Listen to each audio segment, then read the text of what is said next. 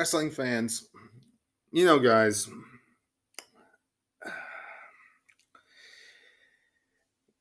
I want you all to remember one thing about this Raw that we just saw. And that is that it's 2 weeks from the 5th largest pay-per-view on the calendar year. 2 weeks. What did WWE give to us tonight? What did Vincent Kitty McMahon, who is a genius, is brilliant, is fantastic, has all the answers. All you got to do is listen to what he said during the opening promo tonight. Oh my gosh, I'm a genius. I have an epiphany. Right? All that jazz that he said at the top of the 7 or 8 o'clock hour, wherever you're watching it from. Has all the answers. What did he give to us? None other than the brand split ending, pretty much. None other than Wild Card.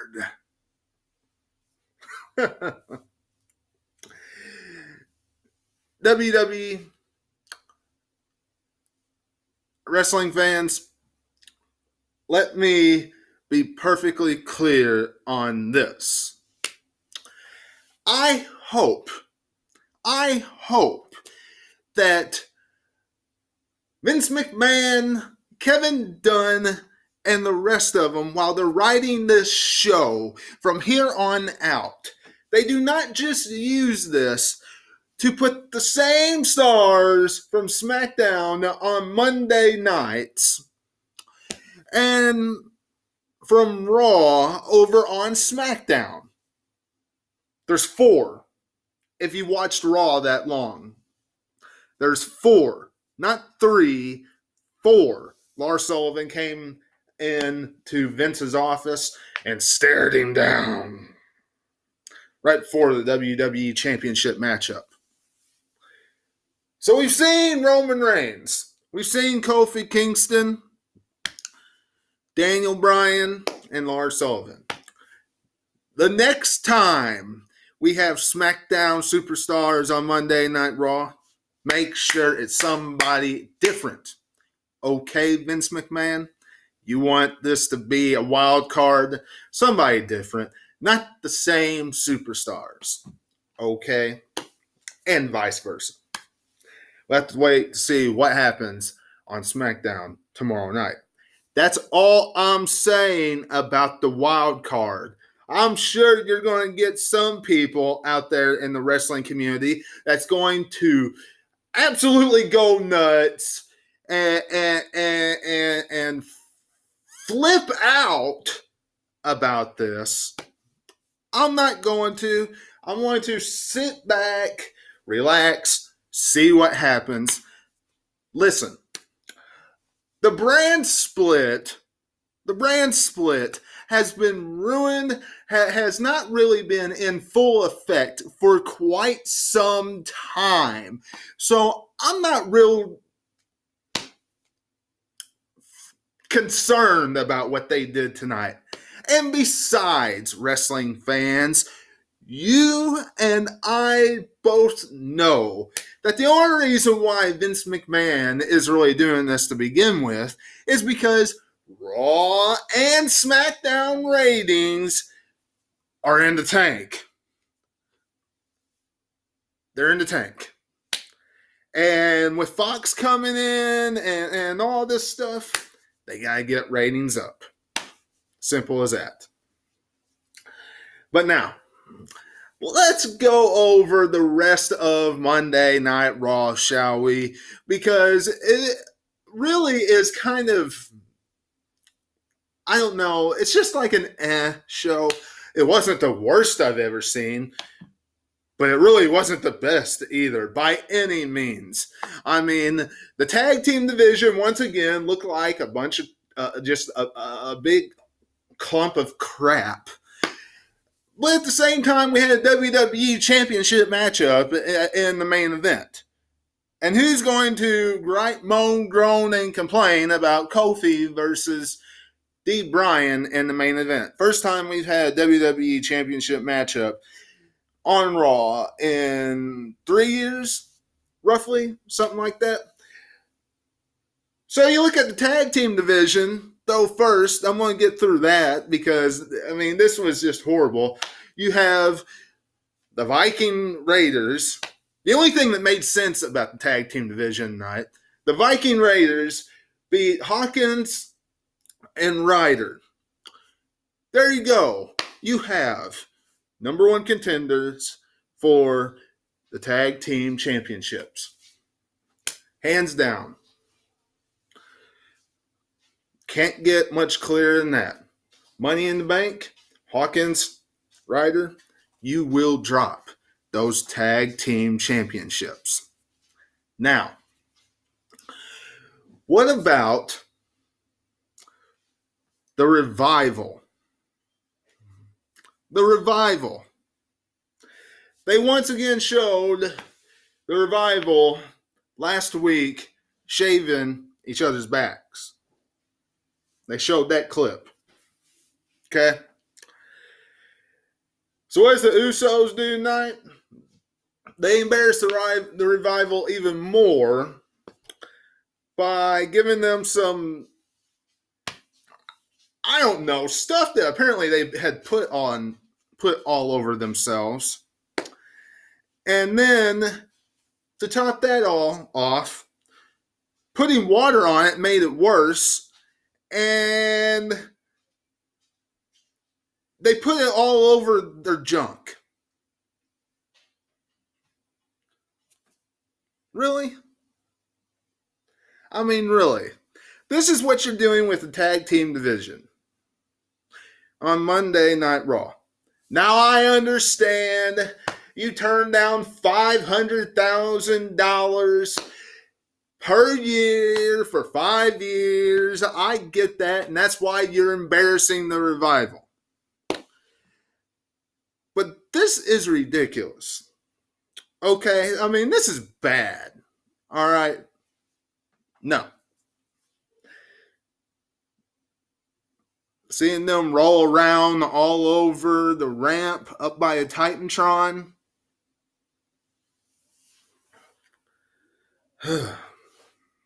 I'm done. I'm done talking about it. Ugh. And then we have the Lucha House Party in a 6-jobber tag team matchup. Some of you might say, why are you calling it a 6-jobber tag team matchup? Well, it's quite simple. It's plain and simple. The Lucha House Party are jobbers. Who they take on? Jobbers. Who are you really trying to impress here? Who are you really trying to showcase here? Is this going to do anything for the Lucha House Party? Of course not. No matter how much you try to build up the Lucha House Party, they're still going to do absolutely nothing. Nothing in the WWE. And if they do, I will be highly surprised. Now, wrestling fans, first of all, if any time during this video you see the screen pause, like I think it just did, I'm not going back and redoing this, okay? I'm almost 10 minutes into this podcast. I'm working on getting another camera. All right. So, y'all hang with me. Join me on my journey right here on YouTube. I'm working on getting me another camera because this is ridiculous, and I'm tired of this crap happening to me. But anyway, on to the two things that really mattered tonight. I mean, honestly, outside of what I just mentioned, you had the opening tag team matchup, and you had the WWE Championship. Those were the two biggest things, and the fact that Vince McMahon is now using Roman Reigns and Sami Zayn, both, to insult the fans. That's right. Not only Sami Zayn, but Roman Reigns came over and was insulting the fans. Now they played it up like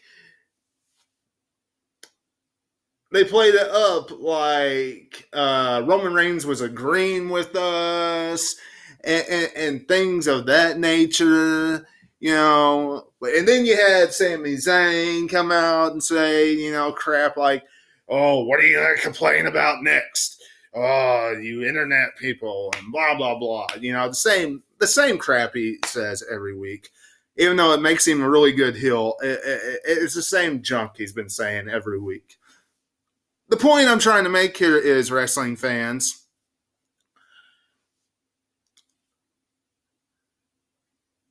Roman Reigns and Sami Zayn, inside of what they're saying, if you really look at it, they are just making fun of what I say when I am criticizing, because you all don't know I don't criticize everything. So they're making fun of what I say.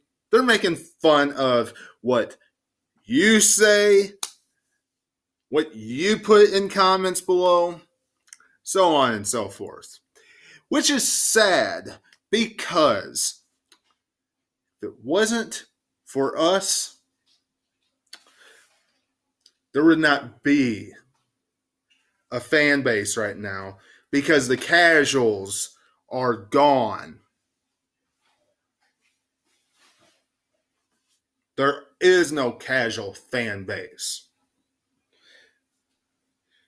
Now, there was one thing about that promo that I absolutely loved and was hilarious.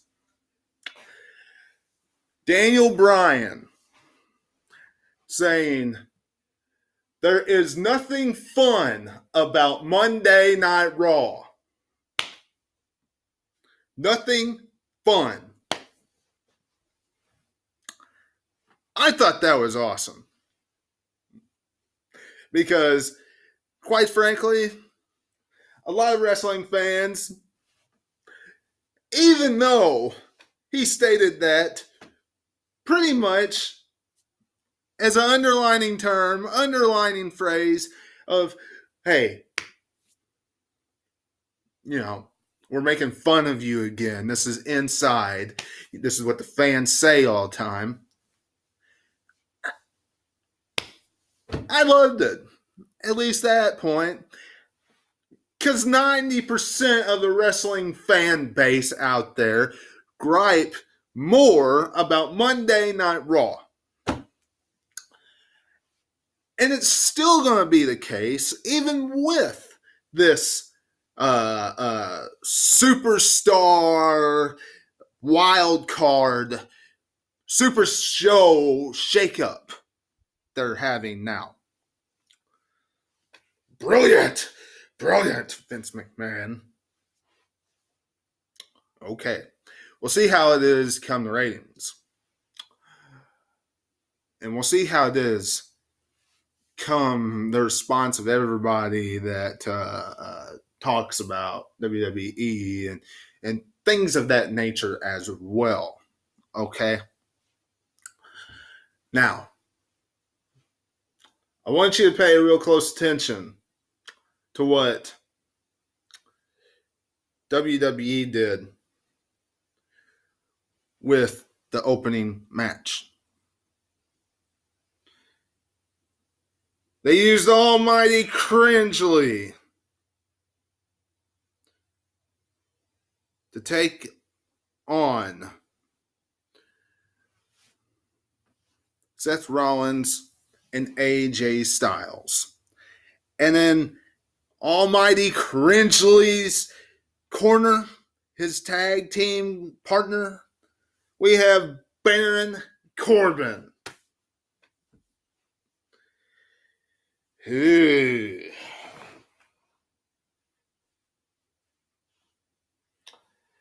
Now, WWE is putting on a really good story right now with Seth Rollins and AJ Styles. Second week in a row, phenomenal forearm. Second week in a row, AJ Styles has gotten the upper hand. Seth Rollins finally stated, hey, forget you, screw you, I'm going to break your nose, give you 2 black eyes. Next time I see you, lay you out. They're putting on a good story.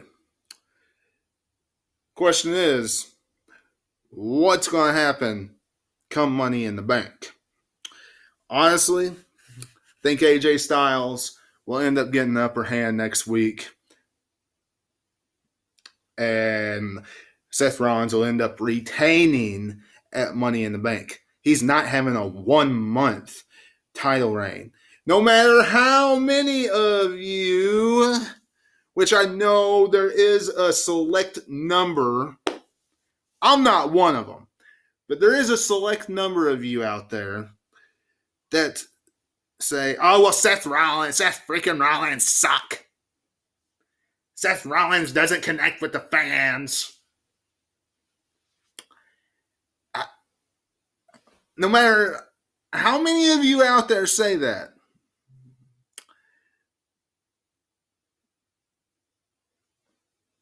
he's going to retain at Money in the Bank.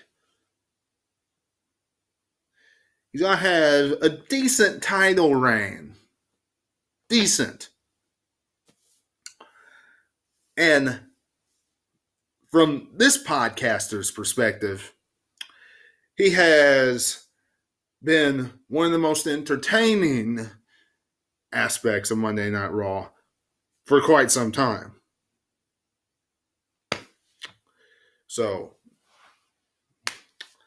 that's just my opinion on it. But you let me know what you're thinking in the comments below about everything that I mentioned about this show.